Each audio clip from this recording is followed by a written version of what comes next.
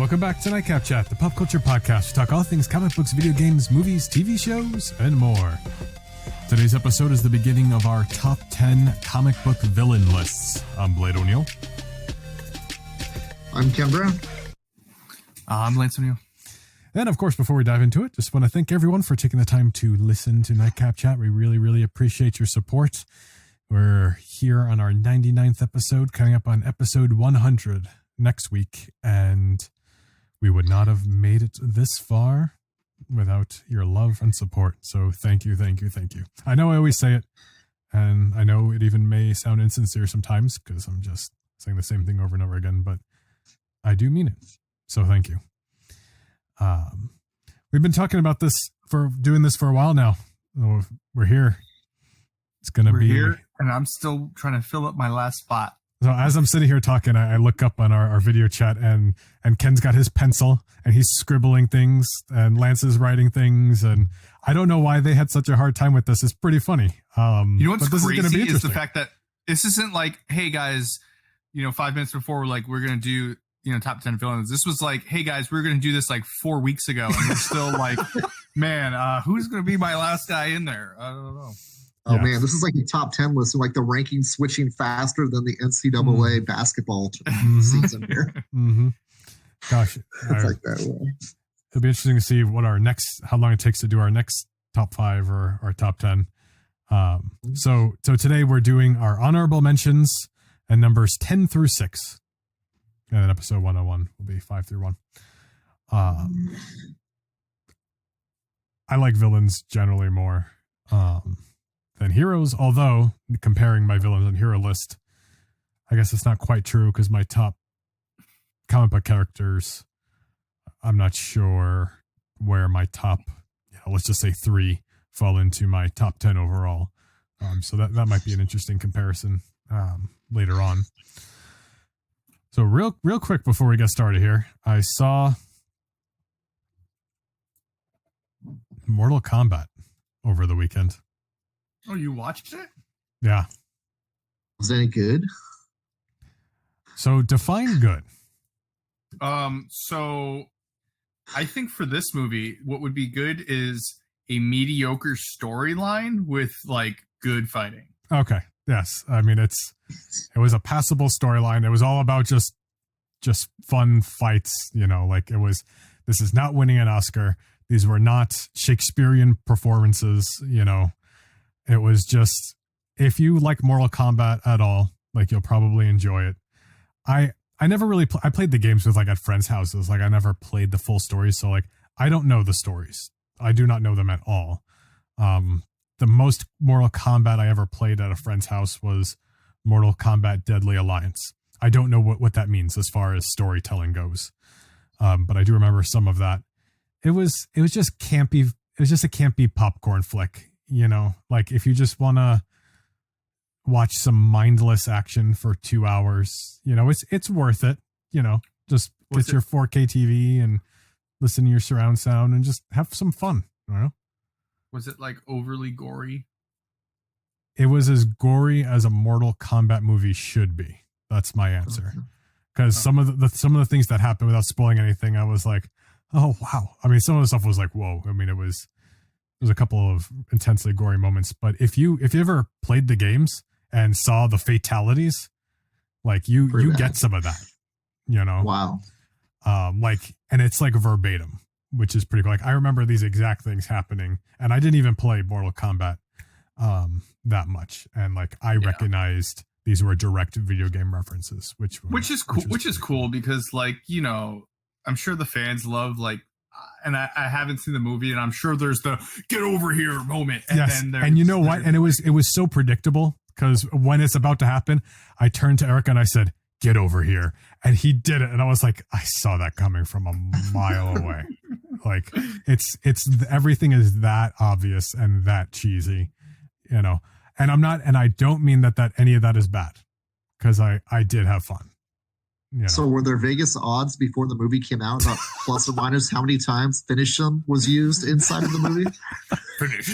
Finish him. Yeah. Scorpion wins. Fatal. Round 1, fight. But it was fun. you know, I hope they do more. I mean, I won't be heartbroken, you know. I really. I heard that that they are going to do more because they didn't use everybody or something like that. Oh yeah, they did not. But they definitely set up a sequel too.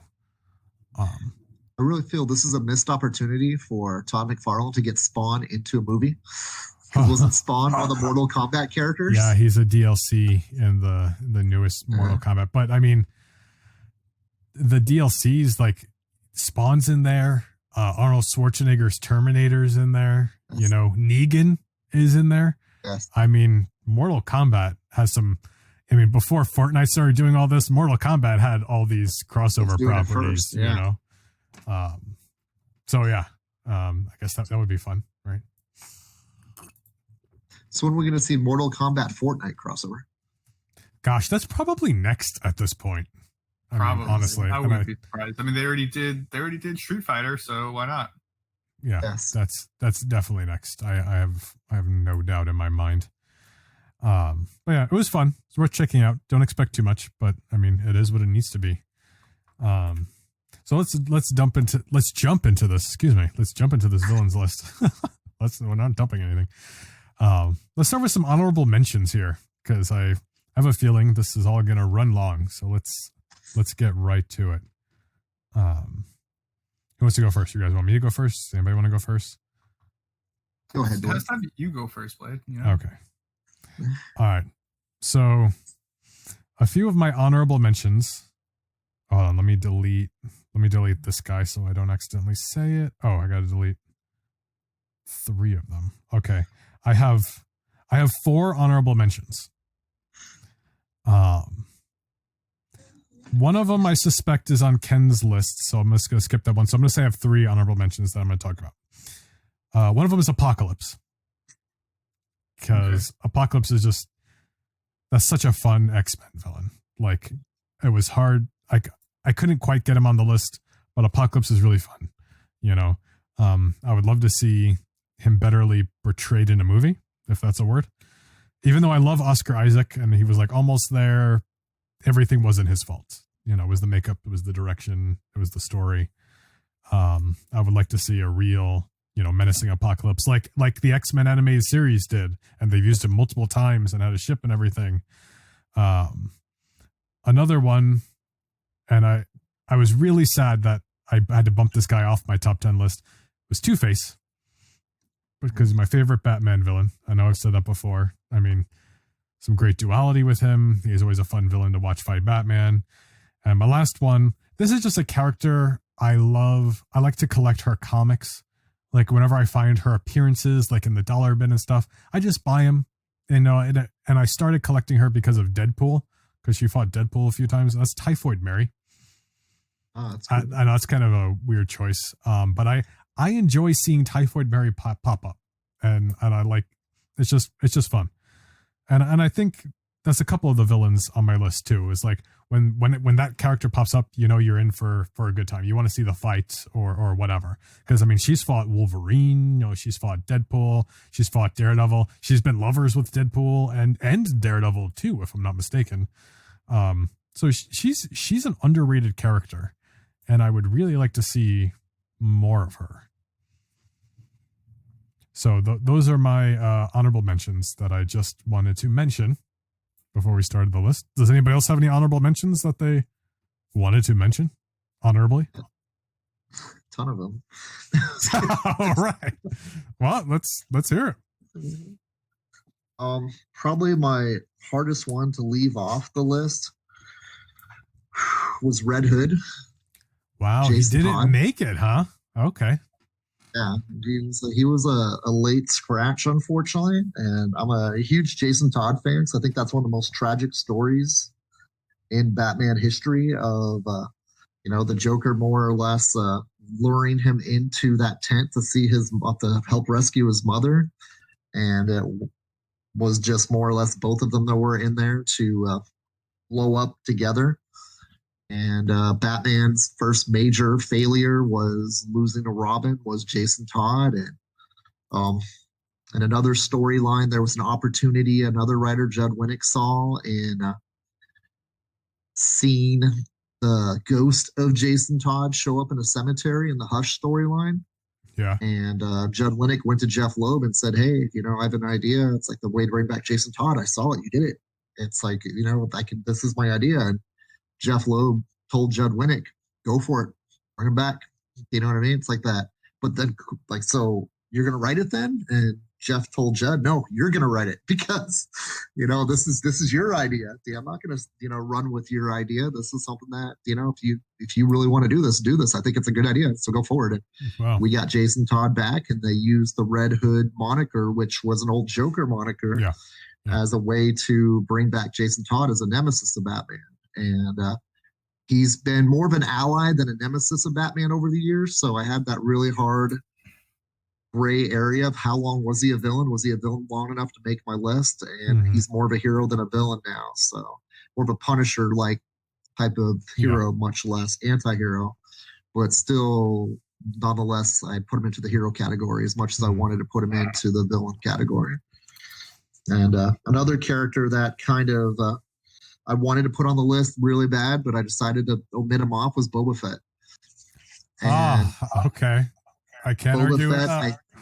I think is like the guy, he was the ultimate villain in Star Wars. But what they did with Mandalorian this year, they kind of more or less explain him as just a bounty hunter for hire. He's not good or bad. It's just if you have a bounty, he'll do it for you.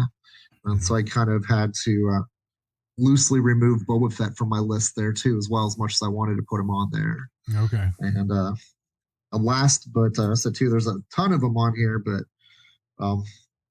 Cobra Commander has always been one of my favorite villains, but he is a toy more than a comic book villain. Okay. So I decided to leave him off my list, but he by far is the most comedic, annoying villain I think I remember in any of the cartoons because, Serpentor overthrew him. Destro was kind of always trying to keep him in line, but he put together a movement that was you believe as a kid was a threat to take over the world. They had the best soldiers, the best, the best bad guys. It was really fun to see a Hydra level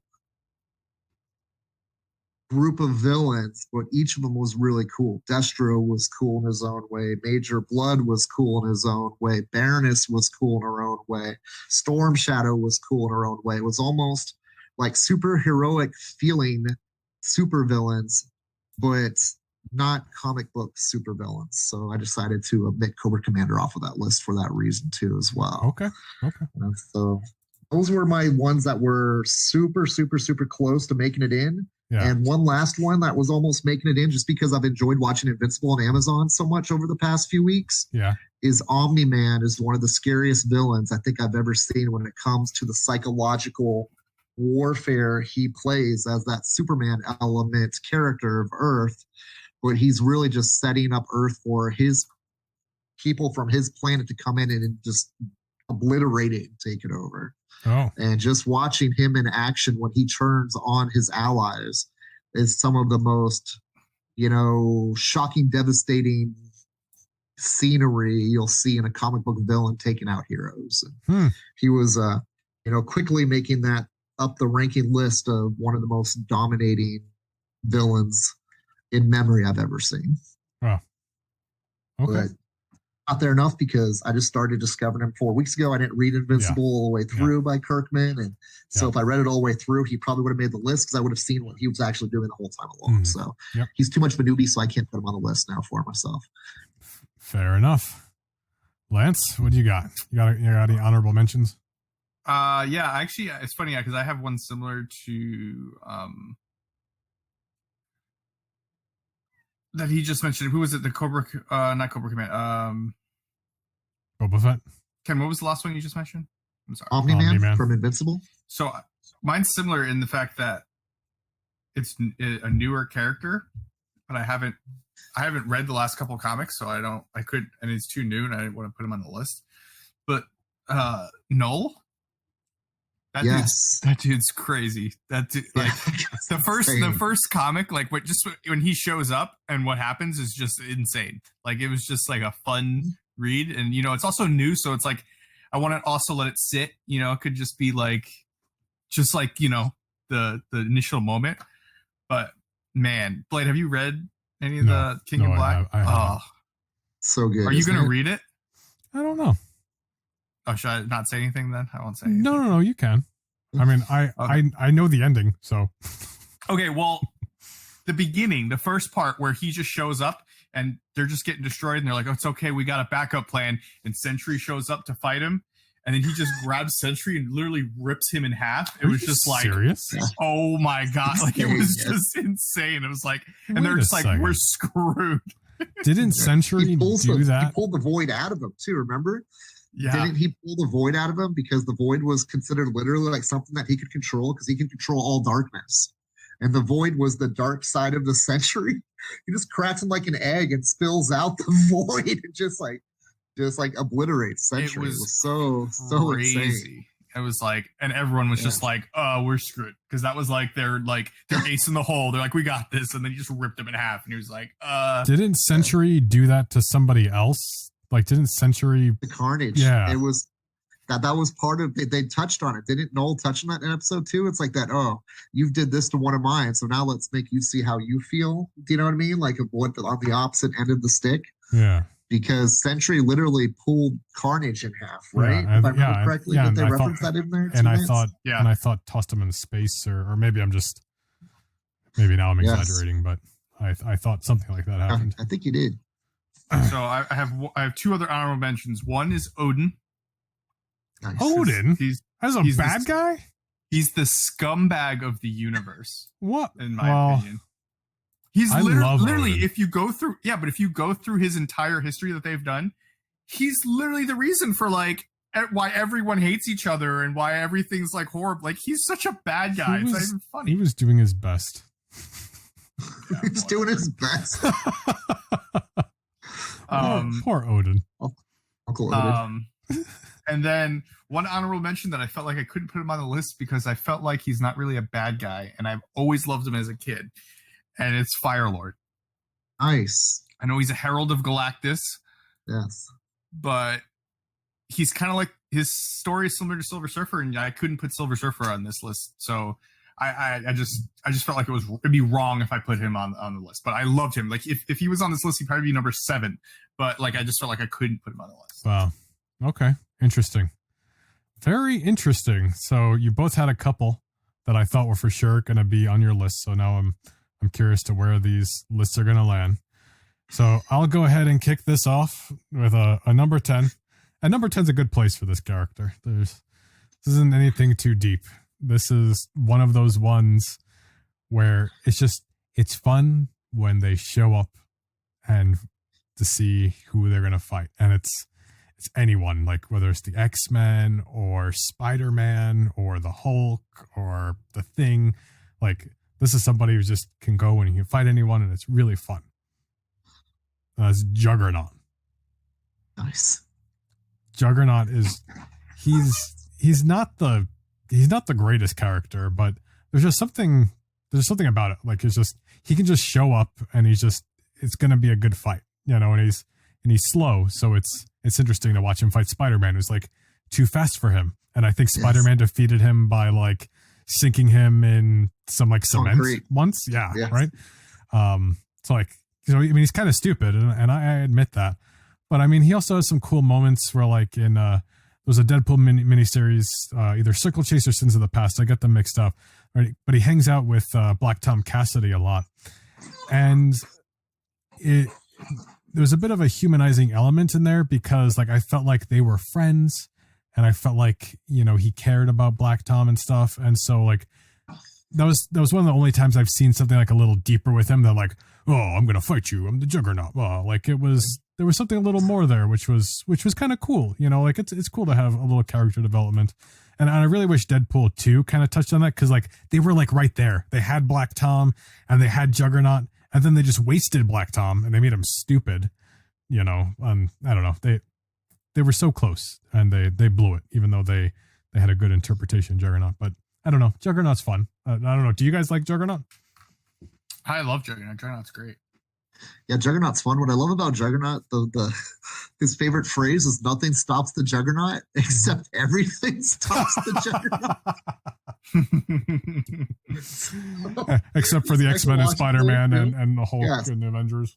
I mean, how can you argue with that positivity of always coming back for more with just the catchphrase to himself like that? Nothing's going to stop me. I'm just going to keep trying until I get away with it.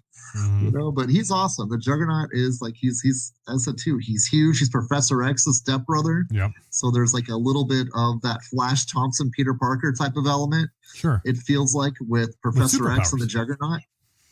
Yes. And, it's his costume's cool. You know, I said too, it's like the big brown menacing costume with that helmet. I love watching the X-Men try to rip the helmet off him all the time because they think like that will, you know, take away his power. Did you see the one episode where they did get the helmet off of him and it still didn't affect him? You know, it's like they I can't remember, some kind of mutation he went through. You talking about the X-Men, the animated series, or one of the other ones? I think it was one of the regular comics where they finally got the helmet off of him. Gotcha. Yeah. And I thought they were kind of hoping like if they got the helmet off him, that was somehow his power source. Yeah. And he had the Cyttorak in him so long that having the helmet off didn't make a difference. They had to find a way to remove the Cyttorak from him. Wow. But super, super, super cool. I don't know. I like the Juggernaut too. Good call. Yeah. He's fun. He's just fun when he shows up. So if no one else has anything, I think it's Ken's turn. Okay, dude. It's like this has always been one of my favorites. I mean, I made him number 10 on the list because he doesn't appear enough for my liking. And if they did have him appear more, maybe he would get boring. So maybe that's why he fell down to number 10 for me. I was a big fan of Thomas Elliott, the Hush storyline they did. Okay. Where the Riddler and Thomas Elliott got together to do this plan to just mind mess with Bruce Wayne and Batman for a full 12-issue storyline. And just the fact of that he had the exact same background as Bruce Wayne, was like his equal, except he wanted his parents gone. And Bruce was the exact opposite of that, of like that he would do anything to have his parents back. And it was just that darkness of a character that, you know, was kind of defines Batman as the true polar opposite of Bruce Wayne and Batman, and wanting to take everything Bruce Wayne has taken for cherish, that Elliot would take it for granted, but still feels like that he didn't. He got the short end of the stick in that whole situation of kids who lost their parents. Yeah. And as to two, that's pretty dark in my book. Do you know what I mean? To make a villain that's a best friend of Bruce Wayne as a kid turn out to be so demented and so envious of his best friend because he didn't get what he wanted, petulant child wise, to create that much chaos for Batman in that Hush storyline. And, you know, having Riddler help him get together all the villains to kind of play this game with Bruce to ultimately overthrow him, to take his fortune from him. It was a pretty dark villain in my mind. If storytelling with Jeff Loeb and Jim Lee, it was one of the most memorable villain moments I think I've ever seen. The big reveal of him dying halfway through the story and still doing the misdirection, and like that he was Hush the whole time through. It was just a really, really cool villain, in my opinion. That's really dark, and I like the way you explained it just now. I mean, isolating that thing, especially with the parents and like Bruce wanting to have his parents and him not wanting his parents, like, to me, he got the brake lines on his parents' car. Well, it was crazy. Well, to me, it almost sounds like Hush makes a better ultimate villain by that standard than like the Joker for Batman, you know, just because of the parallels. You know, I'm not saying no, don't freak out. Everything's fine. I'm not saying it. I'm just saying, like, you can almost make that argument there, you know, just because of that. I'm not saying one way or the other, but I just, it's interesting. Like when you think about it like that, because of how that relates. Yeah. All right. Number 10 for me, it's going to be the Blob. No, I'm just kidding. I'm kidding. I was like, what? Oh my God. I hate the Blob. Okay. It's not the Toad then? Throwing that out there. I was no, it's weird you said that. I was going between my brain between the Toad and the Blob. Number 10 for me was about to be Juggernaut, and then Blade said Juggernaut, so I decided to not put Juggernaut. Why? You can do no, Juggernaut. It's fine. No. What do you mean? Our lists can have same similarities. It's okay. Like, our list is gonna have too many similarities as it is, I'm sure. So what? Juggernaut's an honorable mention now? Yeah, he's an honorable or you mention. moved I love Juggernaut. Yeah, he moved him to 11. Okay, he's 11. Don't worry about it. It's not a big deal. I'm sad. I want it to be Juggernaut. It's okay. Mine is Juggernaut too. Number 10 for ones me are going to be the same. Oh, yeah. No, it's not. But number 10 for me is a similar character to Juggernaut, though. And it's the Hulk. Because it's awesome when the Hulk is the villain. You know? Especially sure, he's a good guy sometimes. But like when he's the bad guy, you know it's like, okay, this is some crazy stuff going down. Like he's going toe-to-toe with anybody. Right? And he's just going to get more mad and he's going to get angrier and they know and people don't really want to hurt him or whatever. And to me, there's so much more to it to the character than like the Juggernaut where it's just like, you know, I'm the Juggernaut. Oh, you know, whatever. But like, there's a little more to the character. So I just had to pick the Hulk. And, you know, I didn't put him on my heroes list because he just didn't quite make it. But I felt like this was definitely, he had to make the list for this. And he can become Maestro. And that's a terrifying villain. Right. Yes. Smart Hulk, right? Right. You know, it's interesting. There's a Marvel video game that just came out with Maestro for the mobile. In the beginning of it's almost like a battle world kind of thing. Cause it's like, all the Marvel characters, but it's like random, like Marvel character, like random, like it's Spiderman 2099. And then it's like Maestro Hulk. And it's like random people from different timelines in one like universe kind of a thing. Mm-hmm. But the beginning of the storyline, Maestro gets assassinated or something. And it like severs like their whole like Avengers thing and was like crazy. But anyway, just thought I'd mention that. Yeah, plus Maestro was, I think he was he was a DLC or a skin in the Square Enix Marvel's Avengers game.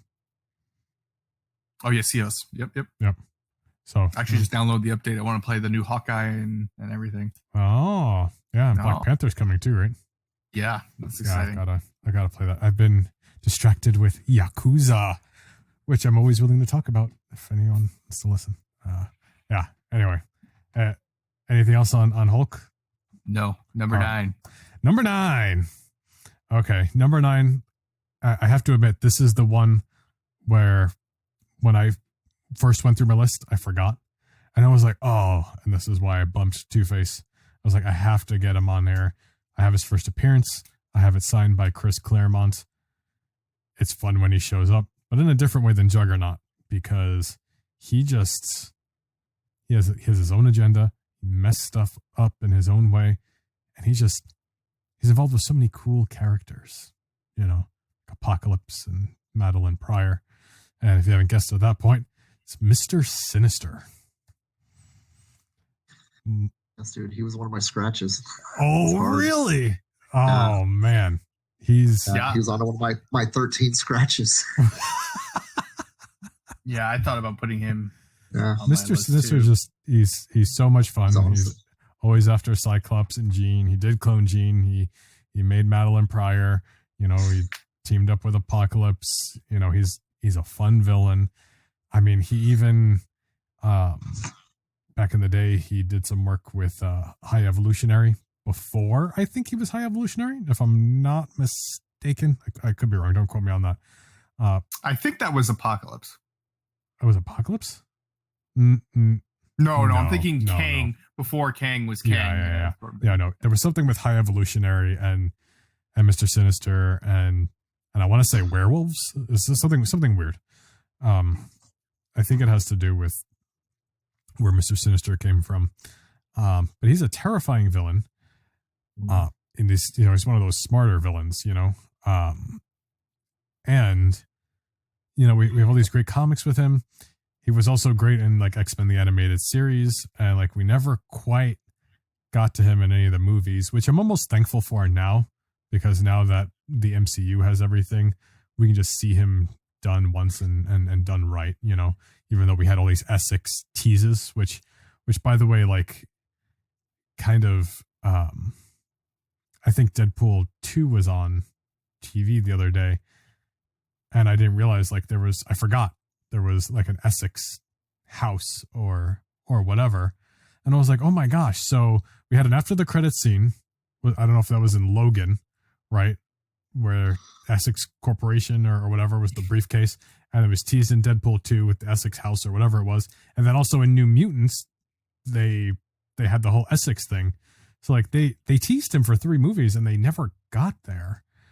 Well, they were like doing like almost like a Thanos thing, but like, you know what I mean? Like, oh, who's behind all this Essex stuff? And then it was Mr. you find Sinister out it's all nobody, because we're not doing anything after this.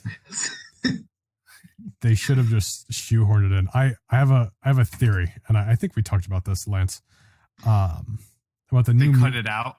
Yeah, and I think I'll tell you who it was. Marvel. No. Who the actor was?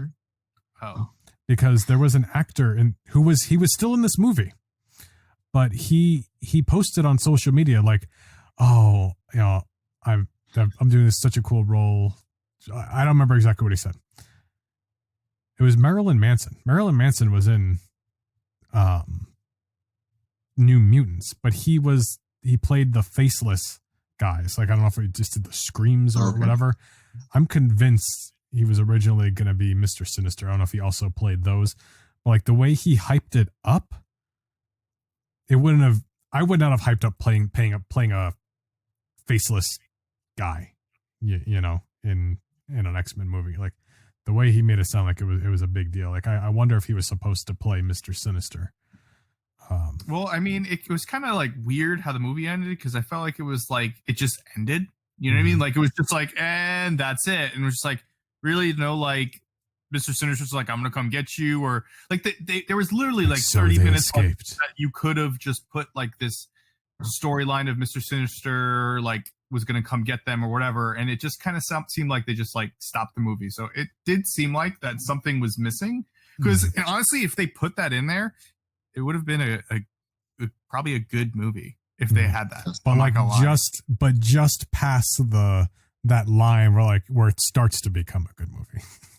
right. Like just past it. Yeah. Because it was just like, that's really cool. And you're setting up for it. But you know, whatever, it is what it is, you know. We'll have to delve a little deeper into New Mutants in a later episode, because I think there's still a lot to talk about there.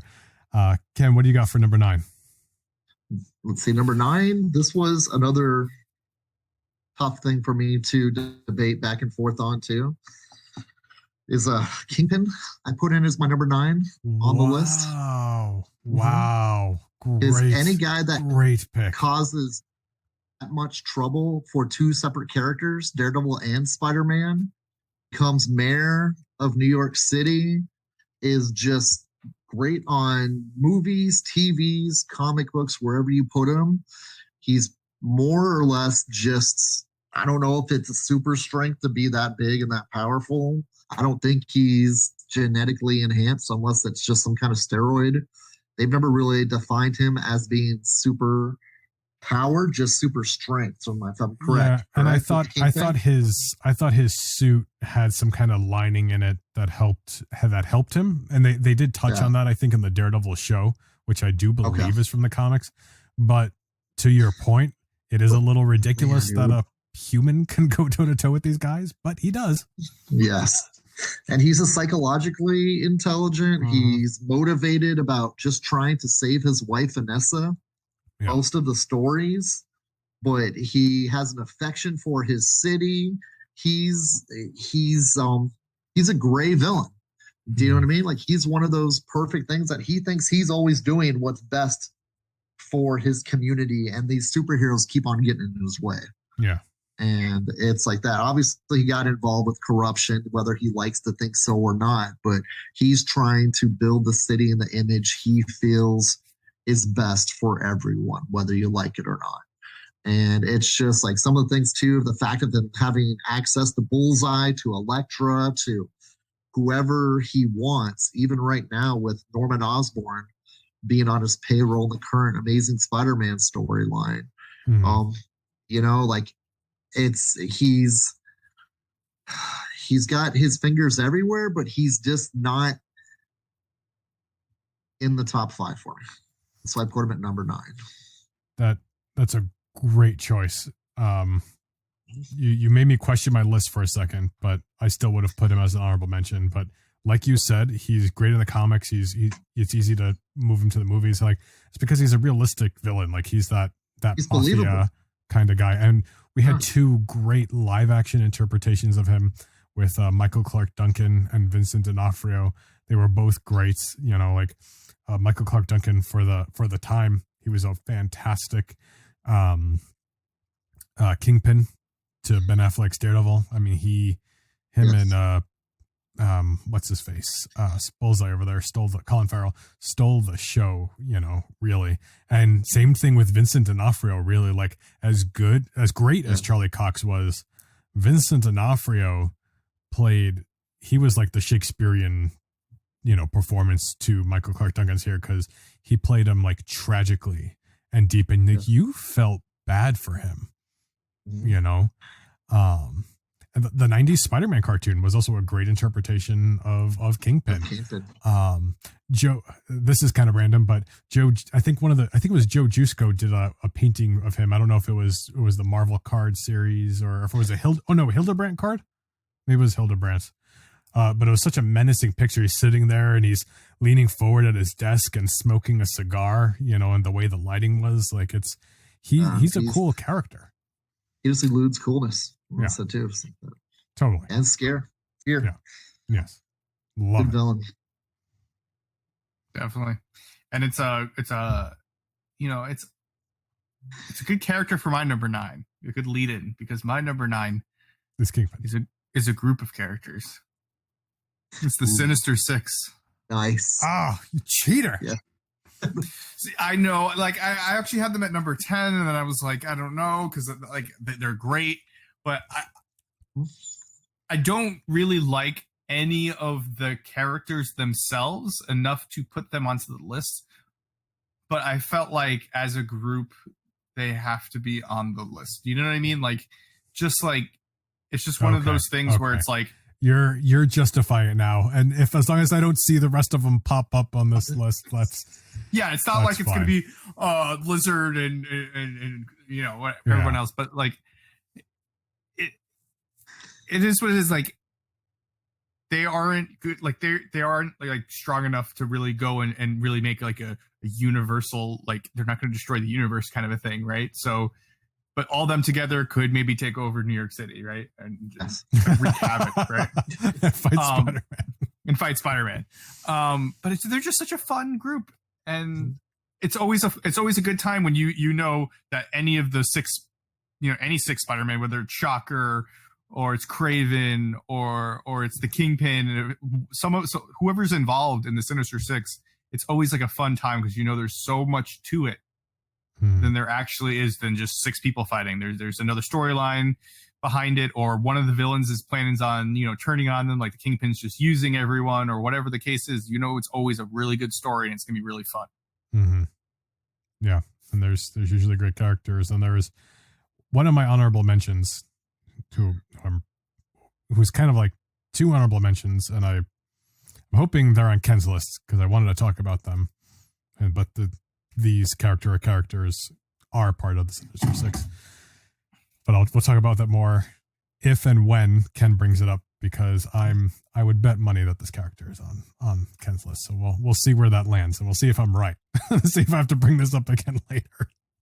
And if you guys see over here, right next to my Black Hat collection, on the floor, right next to all the Spider-Man pops, it's just all the Spider-Man villains, and it's just like I have my own Sinister Six chilling there. Okay. So I feel like I just had to put them in there. All right, I respect that. All right, any other Sinister Six comments before my number 8?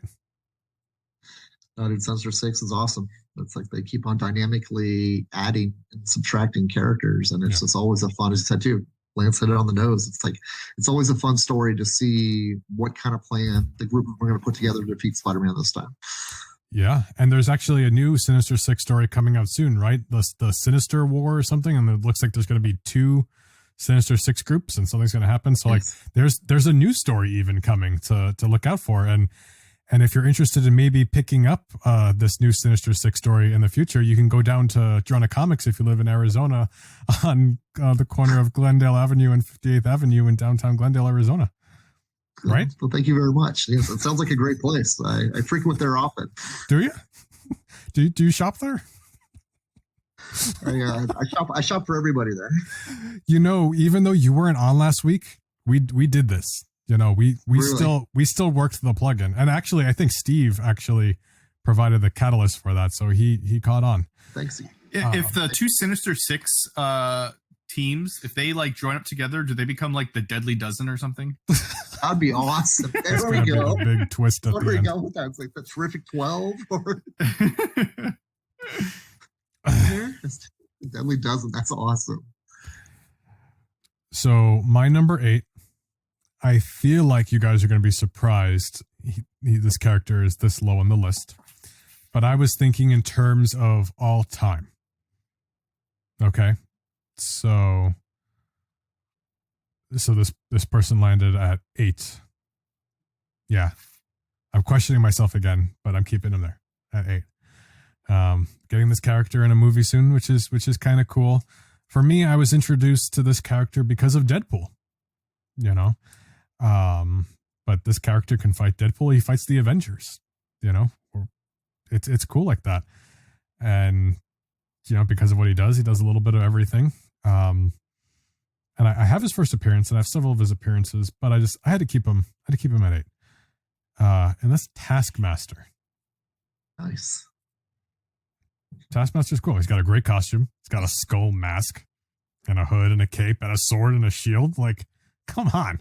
And then he copies your moves. Like, what a pain in the ass, you know? Yeah, I've always liked him. I just never really, I honestly don't know enough about him. And I guess he doesn't have superpowers, right? He's just a dude. He has psychedelic memory, right? Yeah. Like he can see whatever he sees, he memorizes or something like that. But does he have like super strength? I don't know. I don't think he's got super soldier serum, does he? Yeah, that's a good question. I don't know about that. I think variation since after Winter Soldier, everybody had super soldier serum. Yeah, that's a good question. As far as at least at first, I don't think he has super strength, but it was more about he was able to copy everyone's fighting styles. Plus, he had that sword and shield. And if I'm not mistaken, his shield was also vibranium. I could be wrong. Wow. I could be wrong. You know, I mean, if it's enough for Captain America, right? Why wasn't that be enough for him? Right. Don't quote me on that. That's true. But I guarantee you they're going to do that in the Black Widow movie here. You know what's funny? Of what's true. Remember, like in the 90s, when like the only thing that was vibranium was Captain America's shield, and then like there was like Thor's hammer, and it was like, oh, what's stronger? And then as like the 2000s rolled along, it was just like Panther, everyone's right, but then everything's vibranium. Like everything just turned into vibranium. Like, Bullseye has a vibranium spine, and what else can we make vibranium? Like it was just like all this nonsense that just everything turned vibranium. But if everything's vibranium, then nothing's vibranium, right? I mean, who cares? I mean, whatever. But I get it. Well, I mean, we had adamantium too. Like we had Wolverine's claws, and then you know, there's Lady Deathstrike, and oh gosh, what was that guy? He had an adamantium armor except for his mouth. It's like cyber. Yeah, cyber. Yeah, it's the same thing. So like they can't. There's a point where like they don't stand a chance against each other. I mean, look at Iron Man, right? What's his armor made of now? Is it vibranium? Adamantium? I mean, I don't think it's vibranium. Iron? Yeah, it's not iron anymore, right? But you see my point. You know, like you keep going. But yeah, I know what you're saying. All right. That's my 8. Ken? Man, dude, this is tough too for me again as well. That's because this one comes across as like I kind of borderline feel it's on the LAME level, but at the same time, he is by far been there as the thorn. I was just making sure yeah, okay. Blade whispering to himself, LAME. No, I knew it was lame, but I was like, is he saying lame? Like, did he say that right? I was like, let me repeat exactly what he said to me. LAME. I was making sure I wasn't missing a like it's an like Wheel of Fortune moment. I knew it was lame, guys. Okay. But J. Jonah Jameson has been Spider-Man's biggest villain since the beginning. Yeah. And I mean, there's not one person that spewed venom, excuse the pun, Mr. Eddie Brock, at Peter Parker and Spider-Man and J. Jonah Jameson. Wow. And obviously Spider-Man, not Peter Parker, because Peter Parker always gets him all the great money pictures, so he doesn't like Peter Parker. I mean, he doesn't hate Peter Parker. Yeah. He just hates Spider-Man for whatever reason. Do you know what I mean? It's not even, I don't think they've totally explained why he hates Spider-Man so much. I thought, other than the fact that it's just something for him to target as a way to sell newspapers. I thought in the early comics it was because wasn't his wife killed by a masked person? So that's why, like a masked vigilante. Like, okay. So that's why he hates Spider-Man so much, is because of that. I mean, to create spider slayers, to, you know, put out bounties on him. I mean, he did pretty much everything he could to make Spider-Man's name be in the mud until he found out he was Peter Parker. And then at the opposite, when he found out he was Peter Parker, he became kind of that, no longer a villain, but a thorn in the side of Spider-Man anyway, because he was always getting in Spider-Man's way, trying to pump him up now. And so it was, he never revealed that Peter Parker was Spider-Man after he found out, but being like one of the biggest antagonists of Spider-Man through all of these years, up until obviously recently when Chip Zdarsky did the big storyline, like what happens when Jameson knows Spider-Man's Peter Parker. And, you know, he totally appreciates Peter Parker. Now he's kind of like trying to be Peter Parker's biggest crusader rather than his biggest crucifier. And it's I always thought that was an interesting thing over the years of how this newspaper guy could be such a pain in the rear to Spider-Man, and Spider-Man can't do anything about it because it'll make him look bad if he does. So I thought that was kind of one of those fun nemesis type of things of, you know, it's like by Spider-Man doing stuff to Jameson, it proves his point. And so it's one of those like great antagonisms that never gets resolved, but it's always there as a story thread. Oh, you know what? So I don't think that was a comic thing I was thinking of, but this is kind of funny. The 1990s animated series leaned into the mask thing with Jameson's wife being killed. That's why that stuck in my head, because that 90s cartoon did that, which really justified it to me. Okay. Anyway, that's where that came from. That was bothering me because you didn't know that off the top of your head. So I was like, I feel like I'm wrong, because if anybody knows, Ken's gonna know. Yeah, it's something I've never really learned.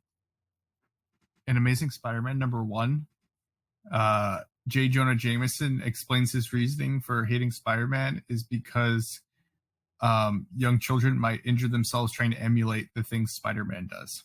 Yeah, really? I just read that article too. And that kids should act more like his son and emulate. That's the John CBR Jameson. one, right? Oh, that's right. CBR.com. Okay. Yeah. So that's the weak early excuse. His son's an astronaut. He's a real hero in his eyes. But this guy is just jumping around and kids love him. And working outside the law. And Yes. Yeah. Oh, it's my turn, right? Yeah. And I just want to say real quick, that's a great pick. And what's his face's performance as him is so iconic that they brought him back for the MCU, you know, and his performance to me is so iconic that the after the credit scene for Spider-Man Homecoming, where, oh my gosh, what's his name? J.K. Simmons. Thank you. J.K. Simmons as J. Jonah Jameson. See why this is confusing? J.K. Simmons as J. Jonah Jameson. Far From Home, by the way. Far From Home. What did I say? I didn't say that? You said Homecoming. Oh, wow. Yeah. No. The Far From Home after the credits scene, because it was J.K. Simmons as J. Jonah Jameson, to me, makes it probably one of the top 3 after the credits scenes of all time for Marvel movies. Easy. Anyway. Go on, Les. Why are you rolling your eyes? Me? Yeah. I wasn't rolling my eyes. There was all these stupid credit scenes like shawarma. Oh yeah, no, it's a great after credit scene. I have no problem with it. Okay, great. What do you got? I don't disagree. Number 8 is similar to number 10. You know, like a hero villain kind of a thing Okay. going on. And was this person on my top 10 hero list? I don't think so. I think it was an honorable mention. Okay. Namor. Nice. Yeah. So, you know, I mean, he's always fighting the Fantastic Four, you know, he's fight the Avengers, Defenders, but he's always right. Yes. Most of the time, except when he's, you know, stealing Reed's wife. Yeah, I think that's what I was just going to say. Stealing Reed's wife. Yeah, that might not be. That's messed up. That's messed up. It's pretty villainous, though, right? It is pretty villainous. To be fair, she didn't fight back too hard, so I'm not sure which is more messed up. So maybe Invisible Woman deserves to be a villain. Yeah, and especially since like how powerful she actually is, like I'm pretty sure you could just leave. You know what I mean? Like, come on.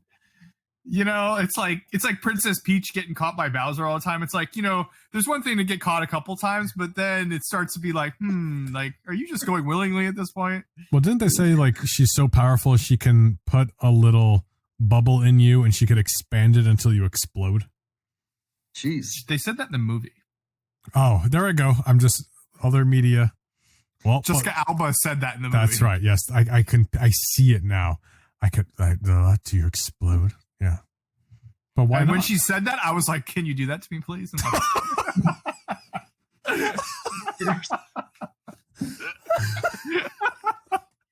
that to me, please. There. Oh, gosh. I'm going to mark that down and figure out later if I'm going to cut it out or not.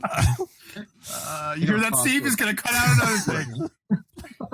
Yeah, I have his, like, multiple of his number ones, and it's just like, how can I not? Like, I have so many of his comics. How can I not put this guy in? And it's just, you know, he's a fun character, and it's fun to see like the good guy, bad guy.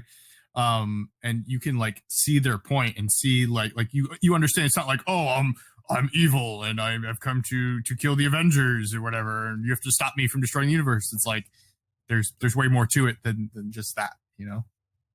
He's trying to protect his society in most cases, right? Yeah, most time it's just about protecting his people because nobody really even knows that they exist. Doesn't that go back to World War II because he tried helping out during World War II and they kind of turned on his civilization because they didn't help when he needed help down there, if I remember correctly. With the whole invaders thing with the Human Torch and like there was something that happened where Namor didn't feel that of all the help that he gave the world during World War II, but then when his civilization needed it, there was no one there to help. Yeah. I don't know. I can't remember if that's true or not. That kind of pops in my head as part of the Namor storyline over the years. I mean, it could have to do with the fact that nobody else can breathe underwater. So. Yes, yeah. Can't you send like a fleet of submarines down there?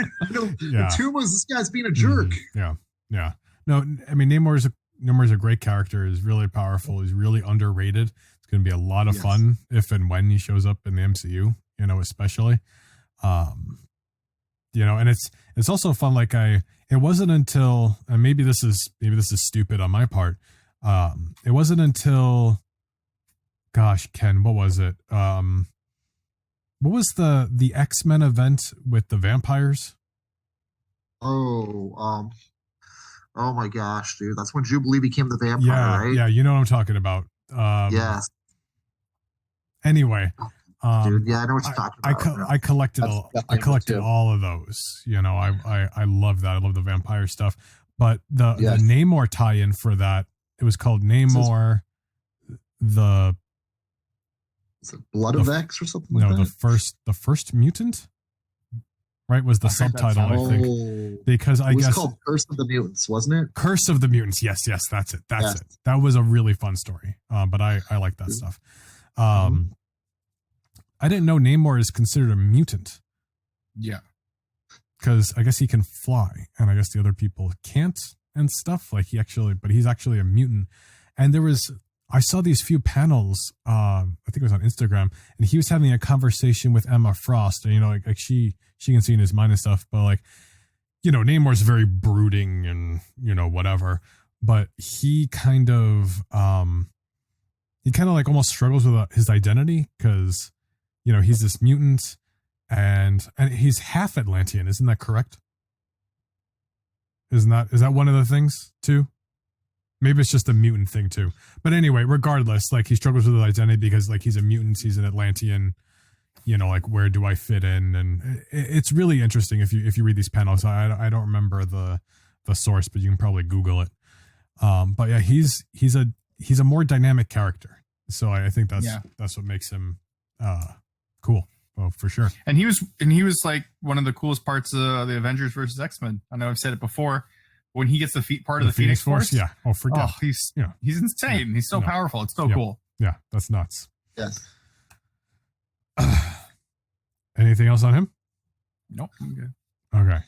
So move on to number 7. This is number 7. All right. So Lance, that was the perfect lead-in a way, because at least what I brought up was, so this. I guarantee you this guy is not on either of your lists. But this guy, even though when he first appeared in Marvel Comics, I mean, he was just quintessential what you would expect. But I mean, what Marvel has done with him, especially in recent years, and how they made him look, and he's got his long white hair and red armor, and like he can fight the X-Men, or he can fight the Avengers, or he can fight Apocalypse, he's a badass, and I really, really hope when they introduce Blade into the MCU that this eventually leads to a good interpretation of this character, and that's Dracula. Nice. Marvel's Dracula is so badass, and besides Bram Stoker's Dracula, it's got to be one of the best interpretations of Dracula. I mean, he's powerful. We know vampires are real. I mean, like, how can you not have Dracula? But he's a force to be reckoned with. Yes. Yeah. And the Curse of the Mutants thing was a great example. Some great stories. There's a mini series with Dracula versus Apocalypse. Yes, have you read that? Too. Yeah. Yes. I mean, it's great stuff. Blade is awesome. I love Blade, obviously. I mean, who would have guessed? But yeah, I mean, even back as far back as his first appearances, that's how far back Blade versus Dracula goes. They really did him a disservice in Blade Trinity there, unfortunately. I love Dracula. Dracula's awesome. He's so powerful. He's so cool. Mm. He's a great character, and I wouldn't be surprised if we see him multiple times in the MCU. I think they could, especially since Marvel's doing a lot of prequels. Mm-hmm. I wouldn't be surprised if you see him in a World War II kind of thing where he's fighting either against Captain America, with Captain America, against Nazis, or Namor, or something that is a prequel, since they've been doing a lot of that lately. Or that too. Come on, it could be anything. Yeah, right. And I think it's exciting, especially since Morbius movies coming out. There has to be some type of lead-in with Dracula. Dracula's just wow. And how they interpret him in the most recent Marvel Avengers animated series is awesome. He's so powerful. He's so strong. It's so much fun to watch. And they did with the red armor and the white hair, right? Yeah, and the red eyes. That's such a cool look. Great interpretation. Yeah. I love how you guys are selling me on the fact too that he could be both either an ally or a nemesis, which is really kind of cool to think about. Like him teaming up with Captain America at one point, but then building an army of his own vampires, which could be, characters possessed by him at certain points. Like I said too, Jubilee we talked about. Yeah. having to be the curse of the mutant of, having Dracula more or less change her genetic structure through the vampire bite. And just little things like that of where, like his army of vampires running around on a Marvel universe would be unbelievable to watch. And just how the Marvel universe deals with something on that supernatural level. And especially with properties. Sorry. I'm sorry. Just picturing my head is like freaking blowing my mind right now. That'd be awesome to see. And who do we got coming up? I mean, we know we've got Blade. We know we've got Moon Knight. Like there's we're starting to get into those stories. So there's no reason why he couldn't be in the background of different things. And he can be that very sinister thing in the darkness until he finally comes out. And how fun would it be to have like a Dracula movie in like October? Right before Halloween. Yes, that'd be awesome. Like a really cool Marvel Halloween kind of movie, Dracula. Oh, it'd be so good. So good. Yeah. Or shoot. Yes. I mean, we have Disney Plus series, right? So like you don't have to worry about wasting a movie, if you will. Like if you want to do an October series, maybe you could do a Curse of the Mutant story for October. That'd be awesome. Like these little things that you wouldn't necessarily want to waste a whole movie on. And I don't mean waste like in a bad way, but like maybe this would be better to do in a TV show. And I was never pro, doing these TV shows because like we haven't seen what they could do, in Disney Plus. But ever since WandaVision, I'm like, wow, like they're really bringing that movie level quality to the story. So like, yeah, let's do it. Let's do those stories that you wouldn't necessarily want to do in a movie, but if you want to do a mini series, we can take a break over here and like, sure, the X-Men just finished up with the Brotherhood, but now they're dealing with Dracula, which is a little weird. Yeah, before you move back onto like the Sentinels and an Apocalypse. So like, yeah, that would be lots of fun.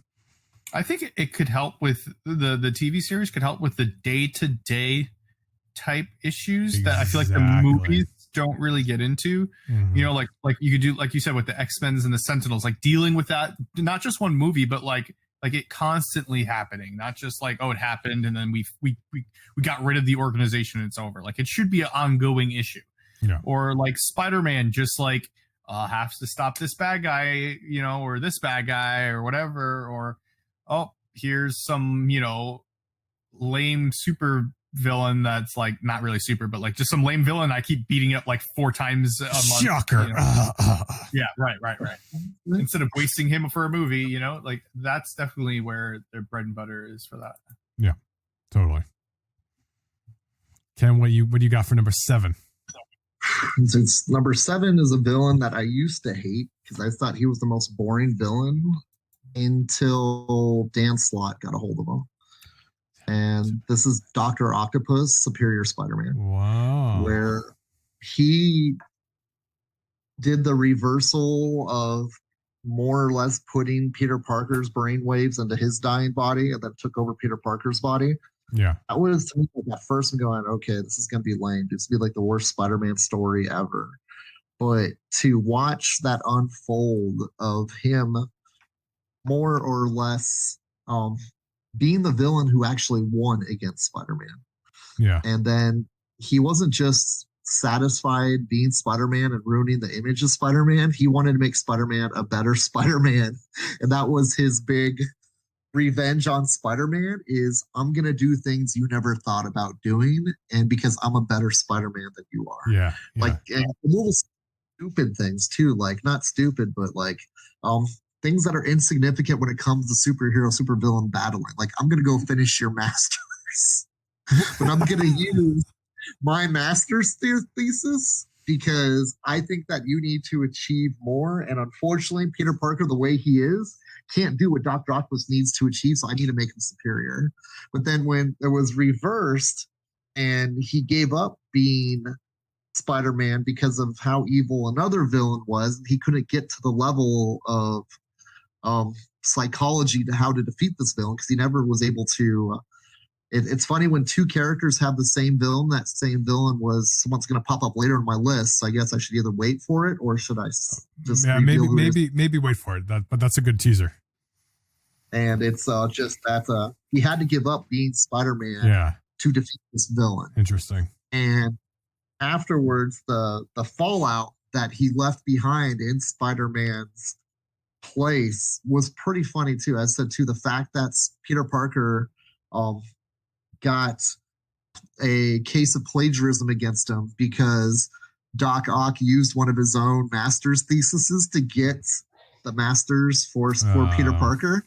Yeah. And just little stupid fun things like that. Mhm. But just the fact that Doc Ock finally won against Spider-Man, and only one other person that during the time, and it was Craven. Do you know what I mean? And that was Craven's last hunt.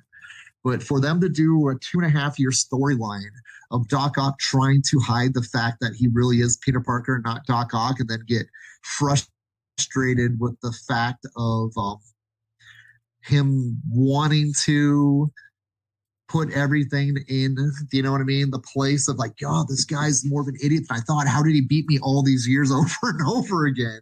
It's just like that.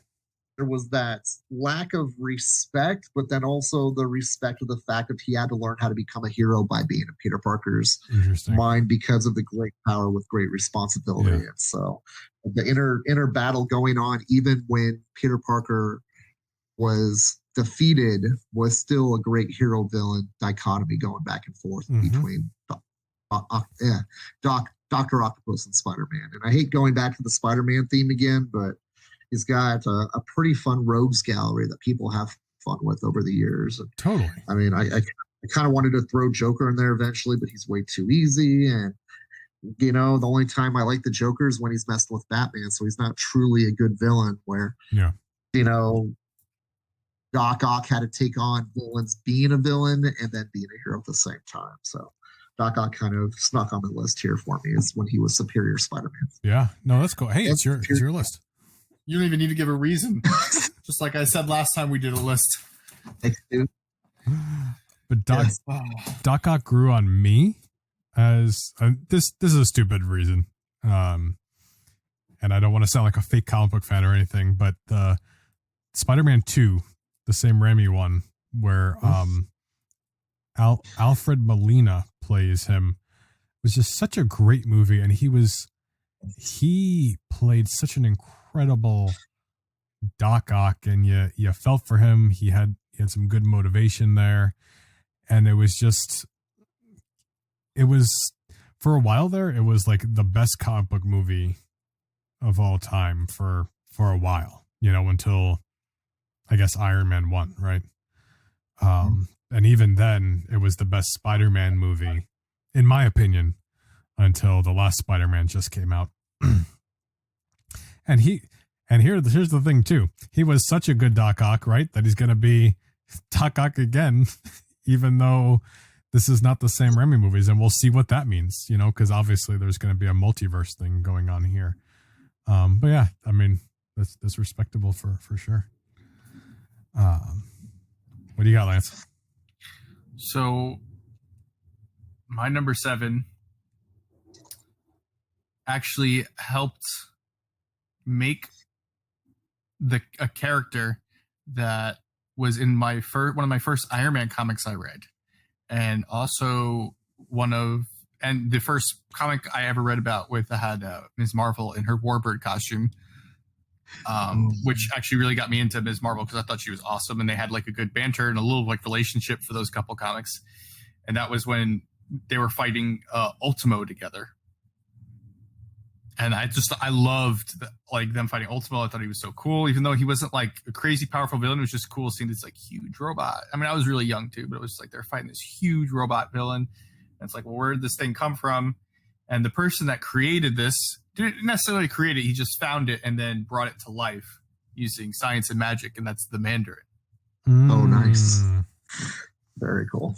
Mandarin number 7, huh? Yeah. Wow. Number 7. I was Mandarin. expecting that as top 3 for you. So what a twist. You know, I don't know if it's the movies that have ruined it for me, which it probably is.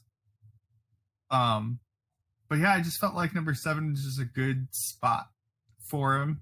I also think because it's been so much of unless there's storylines that I don't know of, but I feel like it's just been just an Iron Man thing. Yeah. That it's like I can't really put him above like other people who I feel like is more of a bigger or have a more dynamic fair enough story, right? But it's a fun thing. His rings are so cool. I know we talked about this last episode. His rings are like iconic almost, at least if you're an Iron Man fan, right? Like it would be so cool to have just like his rings, like so you could buy the rings or whatever. It'd be so awesome. And he's just always been a fun character as an Iron Man fan to watch and see how the storyline progresses. Mm-hmm. I like the Mandarin. I mean, not enough to put him on a list or anything, but I think I do like the ring thing. If you've ever seen me, like I wear rings myself, so I think I wear several rings, and it's a cool concept. Like, I mean, I can see the argument that it's kind of like an Infinity Stone, but it's not. And like I said in the last episode, I'm disappointed they're doing this, whatever this bracelet thing is now. But yeah, he's a fun, cool character. I can dig it. He's so underutilized in the Marvel Universe, in my opinion, too. I said, too, he does have all those powers and those rings. Yeah. And it's just he, even we're talking about hero clicks earlier, who was one of the more powerful hero clicks inside the game for a long period of time was the Mandarin click. Was one of the most dominating on the board pieces for a long period of time, too. Yeah. Just a super, super cool character. Yep. No, I agree. And I wish they were doing him more justice, for sure in the movie. So I see what you're saying. Anything else on the Mandarin? No. Okay. Now we're gonna get in the weeds here with number 6 here.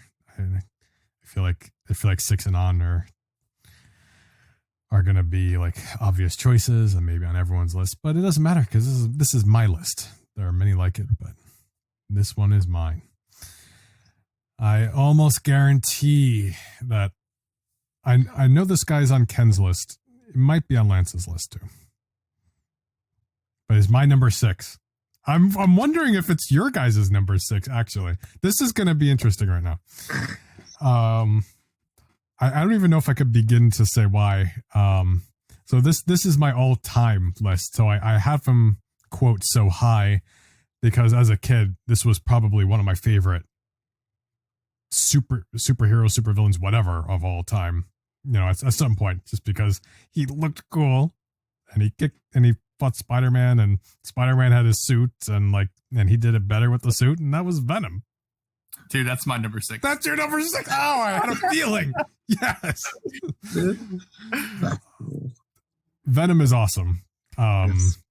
Talk about fun when he shows up in the comics. I mean, especially when I was a kid, if Venom showed up, and not just in Spider-Man, one of my favorite comics when I was younger is like he fought Ghost Rider, and when I've talked about this on Nightcap chat before, and Ghost Rider went to do the penance stare on him, and the symbiote was just like, nope, and just retracted from his face, and the symbiote was like, I'm not doing this. Like you can have him. Like the symbiote was not having it. He did not care, and it was awesome. Venom's a great character when he shows up. I mean, when he fights Wolverine. He's fought Wolverine, yes. And Wolverine stabbed him, told him let's knock it off, Venom is so much fun. Like, how can you not like Venom? And now he's a good guy, allegedly. Oh, and what is it? I almost said License to Kill. That's not what it is. What is it, Ken? Which one? It's License to Kill. It is License to Kill? Yeah, a miniseries you're talking about? Yeah, that was so much fun. Yeah. And then when things like Carnage and Planet of the Symbiotes first came out, it started the beginning of the expanding of the symbiote mythology. And now forget it, the whole thing with Null. But that was cool because of how much you liked Venom, and you got to see that story, expanded. So anyway, you can't go wrong with Venom, in my opinion. Venom's awesome. He's an iconic villain. He's an iconic Spider-Man villain. Mm-hmm. That's why I have him on my list, and above the Sinister Six, right? You can name every other Spider-Man villain, and he's above them, right? Yeah. Altogether. But he's just a fun character, and then the fact that not only is he a good guy, bad guy, but like Spider-Man had the symbiote, which is again the best Spider-Man, and to me, and for me, I mean, like, I'm not even that big of a Spider-Man. I'm a Black Cat fan, but that's, also how, Black Cat and Spider-Man got involved. So like, it's like a little extra, like I have other reasonings behind it too. So he's just such a great character. Yeah. So too, I'll agree with it. It's like that. I didn't put it as Venom, but it's on my list in a different format. Oh, because there's so many different characters that the symbiote influenced. And it's like it starts with the black suit Spider-Man that became Venom. Yeah. And I said, the spawns of Venom are what made it on my list. And I said, too, it's like that. It's just, Flash Thompson became cooler because he had the Venom symbiote on him. And, there was like different villains like Lee Price. There was like just the Venom as a whole is just, I mean, even Carnage was a spawn of Venom. I mean, there's so many different things that usually, like when it's doppelgangers, you're going enough, but with the symbiote, it's never enough. I mean, every time someone gets symbioteized or venomized, as they like to call it, it was just, it was a cool moment. You know what I mean? Like even when like Captain America got a symbiote suit, it was cool. You know what I mean? It's crazy that they didn't realize what they had when they first had it, because the fans were so ticked off that they had this new suit on Spider-Man that they had to get rid of it, and it turned into something even more beautiful, which became Venom and the symbiote saga going on all these years later. And it was 25 years after they invented Spider-Man. I mean, 1962 was when Spider-Man was invented. Yeah. And 1987 is when Venom first appeared on the screen. So, or not screen, in the comics. So how often does a superhero 25 years in get their best character as a villain? Do you know what I mean? That far in. I mean, arguably, I have another character on my list too that I think is, solid 1-2 when it comes to Spider-Man's best nemesis. And it's like Venom's obviously that 1A, 1B character. I said too, it's like it's not even like maybe a number 2 anymore.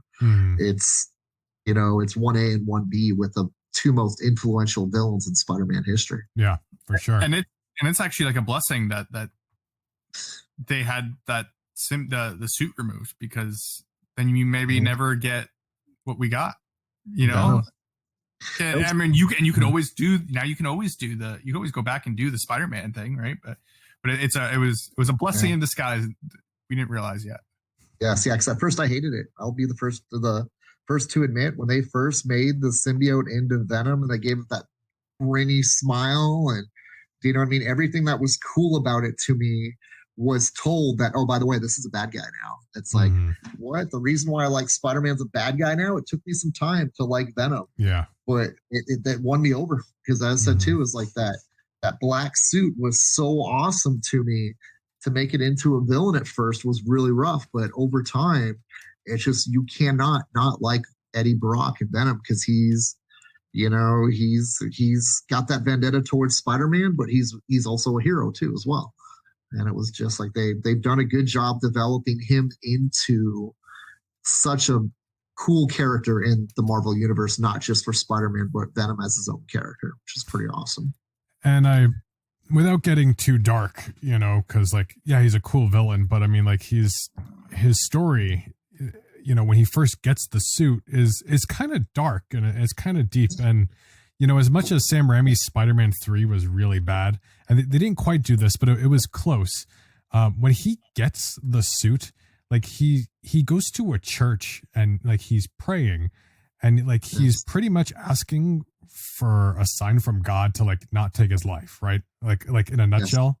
But what he doesn't know is Peter Parker is in the bell tower above him, and he's ripping off the suit, right, with the sonic waves. And like they did that like in the movie. Like the movie got that almost like completely right, except they didn't do that. A little bit more time lapse between the two. Like the movie had it more immediately.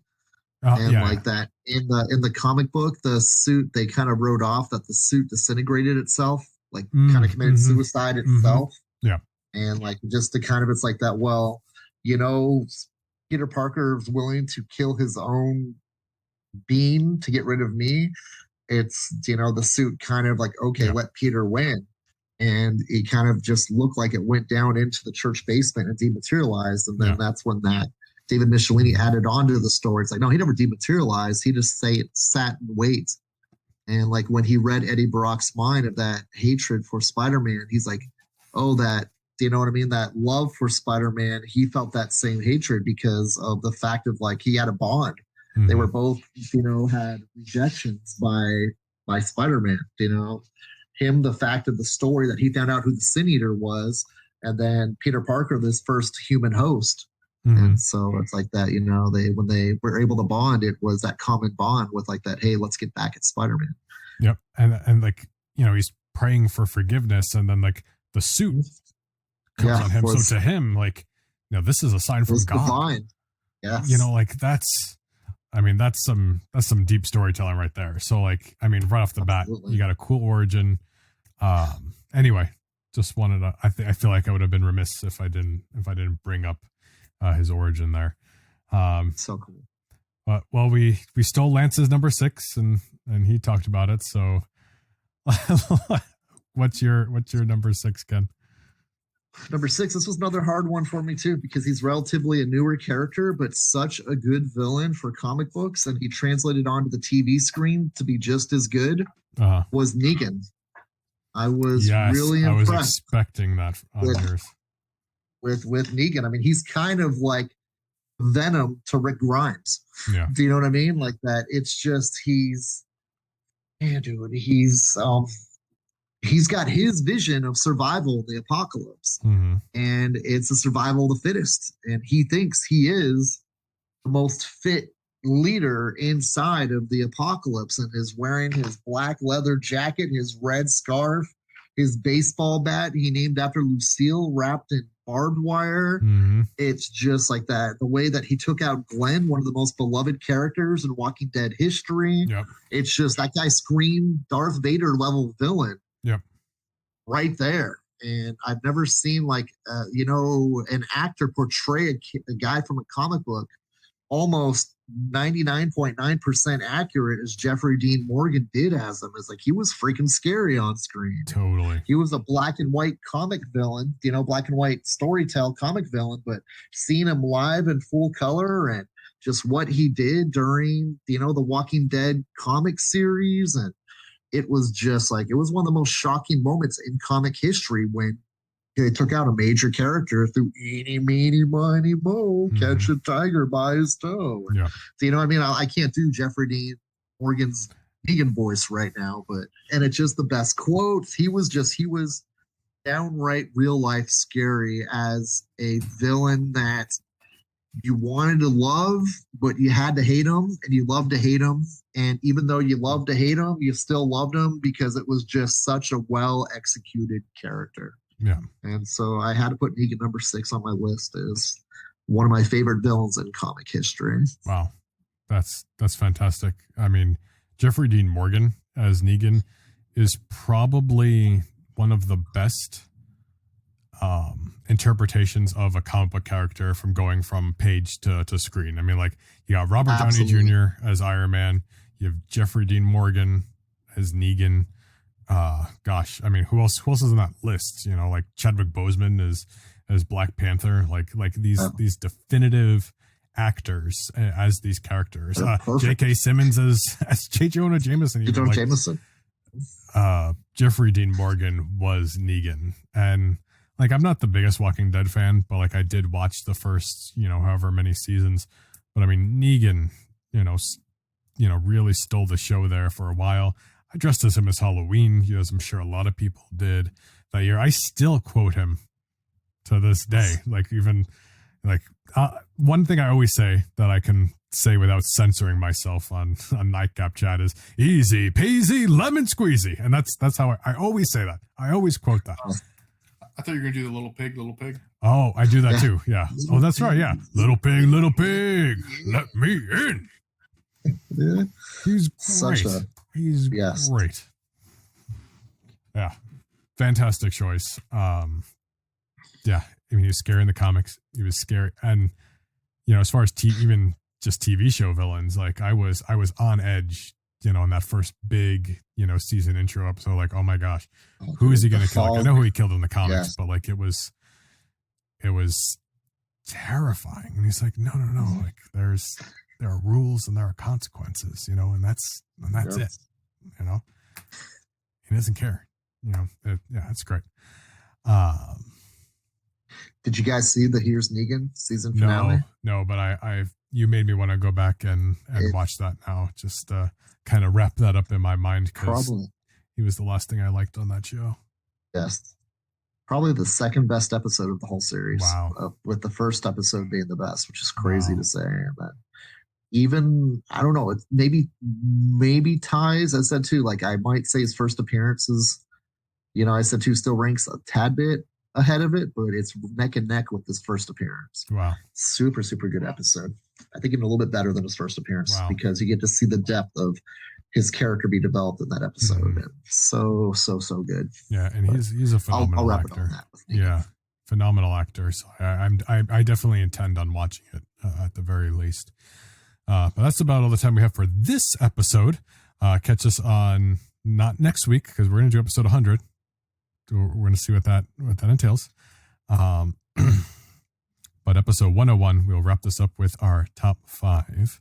But we appreciate you all taking the time to listen. If you enjoy Nightcap Chat, let your friends know on social media. We're at Nightcap Chat on Facebook and Twitter, but we don't use our Twitter too much. And Nightcap_chat on Instagram. And let us know what your top 10 villains are, where they rank. It'd be fun to talk about it. Ken? Thanks again, you guys. That's Drawn to Comics on Twitter, Facebook, and Instagram, and in downtown Glendale, Arizona, at the corner of 58th Avenue in Glendale. Thanks you guys so much for listening and watching, and we look forward to seeing you guys next week for 100. And you can come yell at me about why my list sucks at Tales of Lance on Twitter and Instagram and on Twitch, and watch me. I'm going to be playing a lot of baseball games because I'm just in the mood, and I'm going to be playing some Marvel Avengers really soon because I think I'm just in the mood. Anyway. We appreciate you all taking the time to listen. We love you. Be safe, and we'll catch you all next week. Have a good week. Have a good week.